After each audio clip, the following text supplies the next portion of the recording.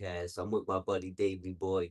We had to do a part 2. We got a lot of love, a lot of support, a lot of respect in the first part and part 1. So it's only right that we come and hit you with a part 2. Plus, we got great news. We want to talk about more of the endeavors we've been involved in and the movie we got coming up and the projects and everything with the films and everything else, the music videos, new music videos. We're gonna get into a little bit of his backstory again, talk a little bit more about him working in the past as a safety worker and safety and all types of different public safe service. So we're gonna talk about that. We're gonna get into this part 2. Thank you for everybody watching. Make sure you hit that like, hit the subscribe, hit the like button if you like something. It's free.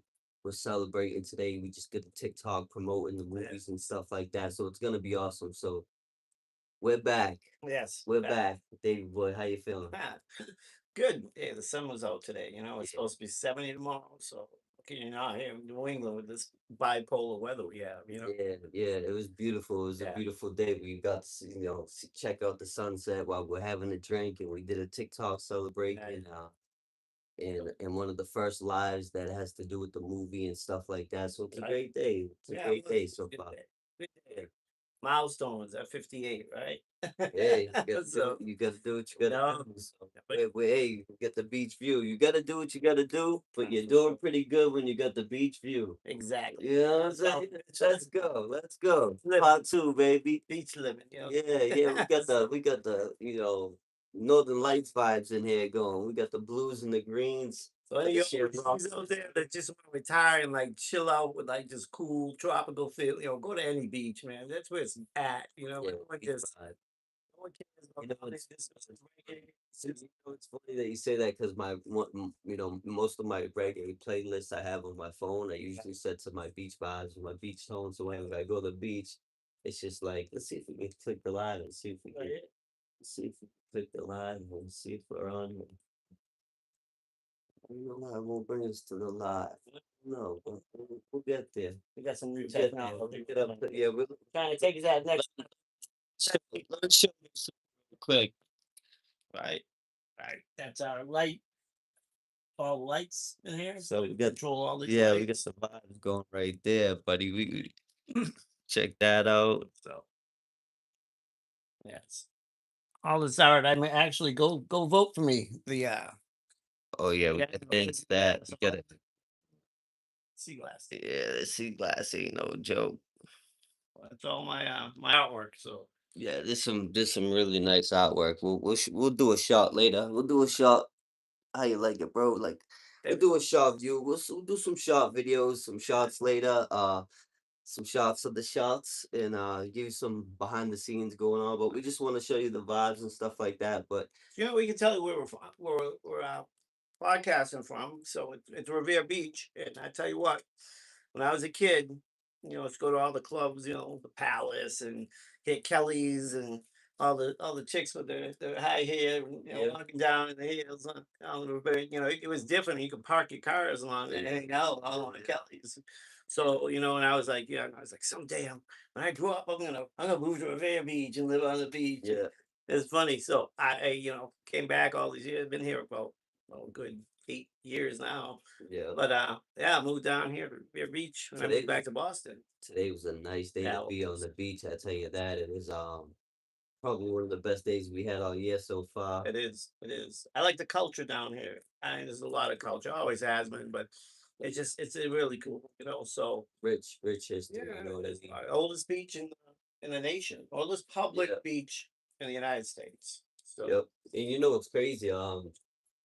Everett, I believe at one point in history, Everett, Malden, excuse me, Revere, Chelsea, uh, I think even Method, all the way to Method, it was just all called Revere at one point. Then they started breaking off into individual cities. But all the cities that connect to Revere, I think maybe even Linford from this part on, it was all just one big Revere way back in the day. oh yeah, I mean everything changes.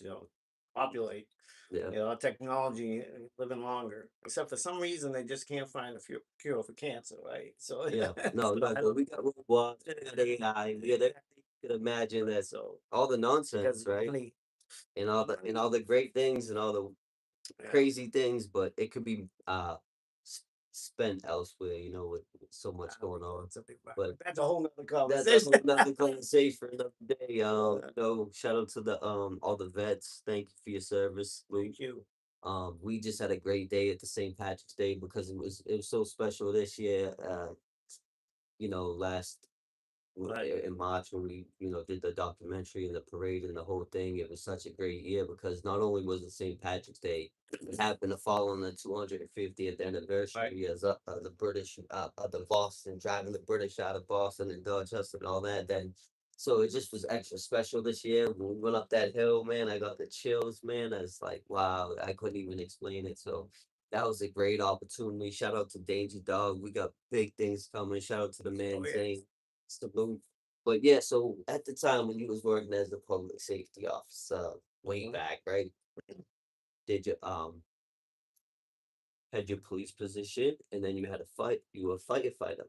Did both basically, right? Like in the 80s, the department combined both as a proposal to save money, because cities always run out of money, never fail. They're So always trying to take cuts. So they're trying not to cut though manpower, so personnel, and optimize kind of what resources they can without sacrificing officers on the street. Because yeah, they have a history of doing a lot of, community policing. Our department was, one of the, premier. We had cameras in our cars like 20 years ago before it all. I mean, and then we had recording mics on us. But basically, what they did is in the 80s, they cross trained the firefighters and the police officers to do both jobs. So what it meant was, it was about the size of Worcester, and you had 7 substations. And if you were assigned to a station as a police officer, you carried your fire gear in the back of your car. And so if your right. engine 7, it's not that driver and the seatman, all Yeah. firefighters, because you have to have a certain amount of firefighters per square or population mile in cities, and they all have the different ordinances and what that entails. But we uh we respond to if our engine was called, we respond to the fire and start undressing, and literally you change out your skivvies and put on your bunker gear, you fire gear, and you go fight the fire. You were the manpower, Right. and then you would come out, go back to the station house, take a shower, and clean up, and you're back on the street for the rest of the shift. 12-hour shifts, 7 at night, 7 in the morning, or 7 in the morning, 7 at night. So yeah, it was Gotta take a toll on. it was like a SWAT team of like, it was kind of cool when I got out for the job. I'm like, wow, I get to do both. Yeah, Towards the end of my career, I stuck to the fire side. I just, yeah. even back then, just working, Identify with that. there's just so much. It's hard. You saw the best and the worst people, but then Yeah. you had to deal with, the command structure and politics and everything. It's true everywhere you go. Every department, has its Yeah. problems and issues within the department, but it's very political, especially nowadays. So it's just I got, it's time to move on. Yeah. This has been my life. I just, I want to experience so many things. When I was a kid, I was ADD and just wanted to do everything. So I kind of became a gypsy. Try this for a little while. Moving around. This, Still doing that, this, a little bit of this, a got little bit away of from that, going Boston. over here, going over there. Yeah, I just wanted to get away from my family.